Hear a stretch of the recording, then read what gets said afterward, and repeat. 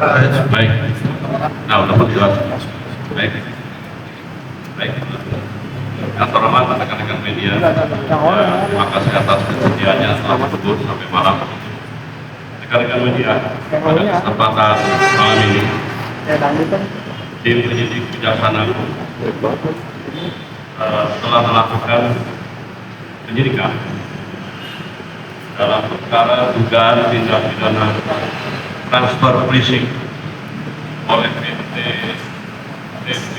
TPL TBK pada entitas perusahaan tahun 2008 sampai dengan tahun 2025, di mana tim penyidik telah melakukan pemanggilan dan pemeriksaan terhadap beberapa saksi, kurang lebih 111 saksi, juga ahli, dan melakukan penggeledahan dengan menyita beberapa barang bukti, baik itu alat bukti dokumen dan alat bukti elektronik. Dan pada malam ini telah menetapkan 2 tersangka dengan inisial BP dan SR. Bagaimana duduk perkara ini? Kami persilakan Pak Didik untuk menyampaikan. Pak Tudang, silakan. Cek. Terima kasih Pak Kapus Birgub, rekan-rekan media yang kami hormati. Sampai malam ini masih menunggu perkembangan penanganan perkara di Gedung Bundar, dan hari ini tim penyidik Gedung Bundar Kejaksaan Agung Republik Indonesia sedang melakukan pemeriksaan terhadap 2 orang tersangka, sebagaimana yang dijelaskan oleh disampaikan oleh Pak Kapus Birgub bahwa pada hari ini rabu tanggal 12 Agustus 2026 tim penyidik berdasarkan surat perintah penyidikan Direktur Penyidikan Jaksa Agung Muda Tindak Pidana Khusus nomor 13/MD-2/03/2026 tanggal 9 Maret 2026 perihal dugaan tindak pidana korupsi transfer pricing oleh PT TPL TBK pada entitas perusahaan tahun 2008 sampai tahun 2025, bahwa penyidik telah melakukan pemeriksaan sebanyak 111 saksi dan juga telah melakukan penyitaan terkait dengan dokumen-dokumen serta barang bukti elektronik yang didapatkan fakta-fakta terkait dengan perbuatan-perbuatan yang melanggar hukum dan mengakibatkan kerugian keuangan negara. Bahwa tim juga telah melakukan permintaan perhitungan kerugian keuangan negara kepada auditor, dan hasilnya dalam waktu dekat akan diserahkan kepada tim penyidik. Adapun fakta-fakta yang diperoleh, perbuatan-perbuatan yang dilakukan oleh para tersangka, bahwa PT TPL yang bergerak di bidang industri pengolahan bubur kertas atau PAL dan perhutanan sejak tahun 2008 melakukan penjualan ekspor PAL kepada pihak afiliasinya yang dilakukan dengan cara under invoicing dengan melaporkan pada tarif ekspor dari Indonesia sebagai produk power grade PAL atau black export PAL atau BAKB. Padahal secara karakteristik penggunaan dan harga nilai pasar produk tersebut merupakan produk dissolving PAL. Di sini ekspornya sudah berubah. Bahwa harga nilai produk PT TPL berkurang dari nilai penggunaan PT TPL secara melawan hukum sejak periode 2018 sampai 2025 melaporkan penjualan produk PAL dengan produk yang sebenarnya ke PT Asia Pasifik Rayon atau perusahaan afiliasinya, yaitu produk dissolving PAL dengan nama Type Alpha PAL, sehingga berdampak pada penurunan nilai pajak badan atau perusahaan dari yang seharusnya diterima oleh negara. Bahwa pihak PT TPL meminta bantuan tersangka BP selaku penyelenggara negara yang dalam kedudukannya sebagai supervisor dalam pemeriksaan pajak PT TPL tahun 2020 dan tahun 2023, dan kepada SR, tersangka SR, untuk pemeriksaan tahun 2002. Bahwa tersangka BP dan tersangka SR untuk mau permintaan dari PT TPL sejak secara tersebut tidak melakukan tugas dan fungsinya selaku supervisor, yaitu melakukan pengawasan dan dalam review penelaah KKP dan LKP, sehingga yang tidak berdasarkan pada audit program yang telah disebut oleh para tersangka.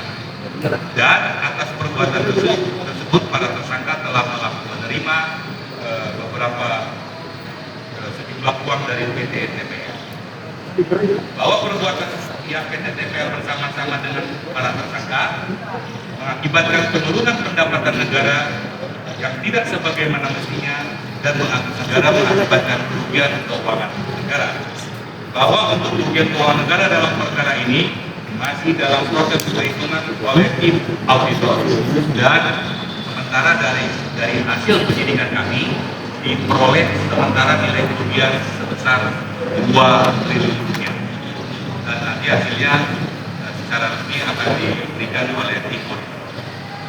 Berdasarkan hasil ekspos tim penyidik, kami pada hari ini menetapkan 2 orang sebagai penyelenggara negara sebagai tersangka dalam perkara dugaan tindak pidana korupsi transfer pricing oleh PT TPL Tbk kepada entitas perusahaan tahun 2008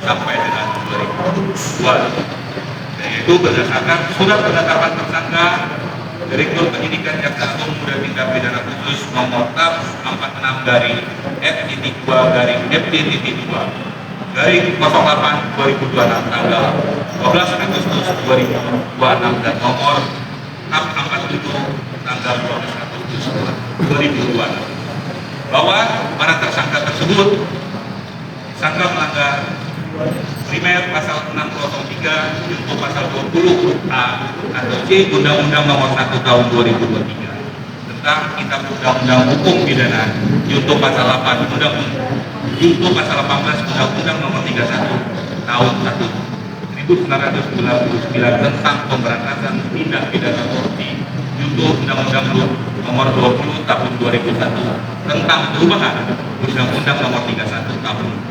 1999 dan subsidi pasal 604 Undang-Undang Nomor 1 Tahun 2003, bahwa pada hari ini juga tanggal 2 Oktober 2026 para tersangka kami lakukan penahanan 20 hari sejak hari ini di rutan Salemba Cabang Kejaksaan Agung Republik Indonesia. Mungkin itu yang dapat kami sampaikan dan kami serahkan kepada Pak Kapolres. Baik, terima kasih Pak Dirjen. Berkaitan dengan bakal ya. Keren Pak. Baik. 3 pertanyaan ya. Silakan.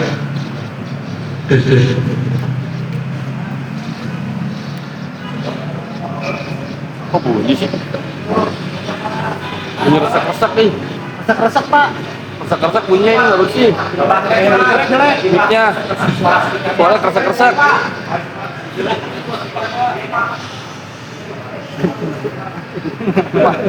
Nyari bosnya.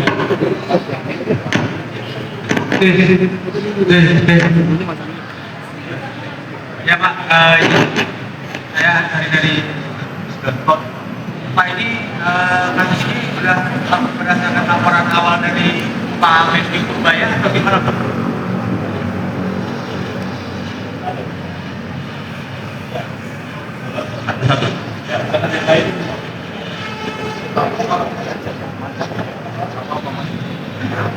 Masih bunyi.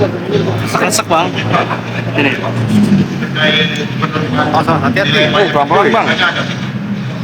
Jangan kabut aja.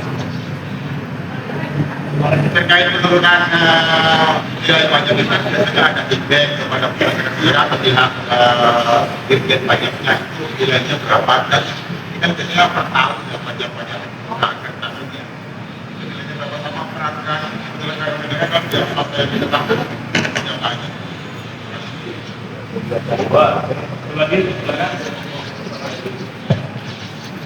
Oh, Pak Pak, ini kan tadi dijelaskan soal transfer pricing dan kemudian itu ada kaitannya dengan HS code.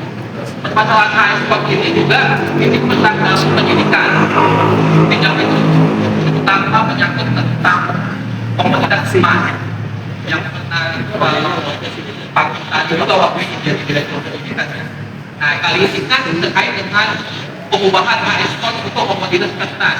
Apakah cuma hanya dalam komoditas kertas itu saja pengubahan HS code itu satu. Yang kedua, secara kewenangan pengubahan HS code ini kan ada di level bea cukai. Tentunya harus ada kan tersangka dari bea cukai yang mengubah HS code ini.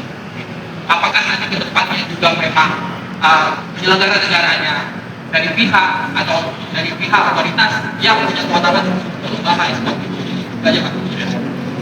Terima kasih ya. Ada 3 pertanyaan. Pertama, mana sumber laporan ini? Tentunya kami mendapatkan laporan dari masyarakat. Itu yang pertama. Yang kedua, tadi terkait dengan feedback.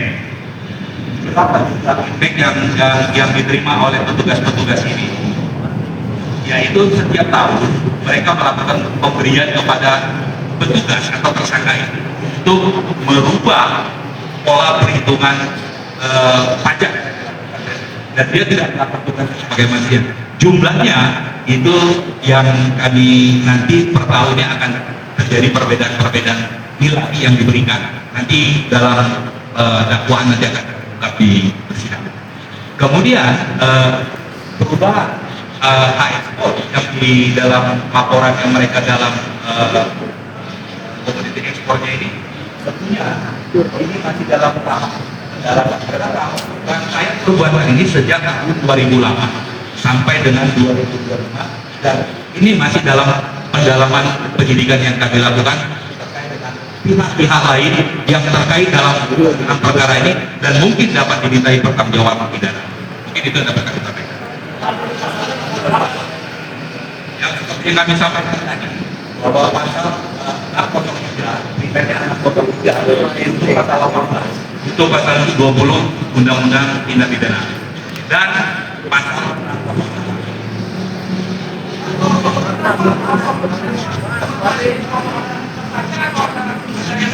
Oke, kami masih dalam proses ini. Ya, yang diekspor adalah pal kertas. Ada komoditas yang lain, dan nanti akan kami lagi kembali apakah ada komoditas yang lain. Tapi dalam penyidikan ini kami kepada produk kertas. Ya, udah.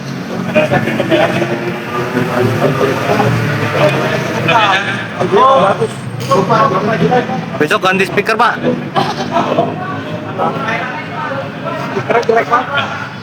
Speakernya jelek.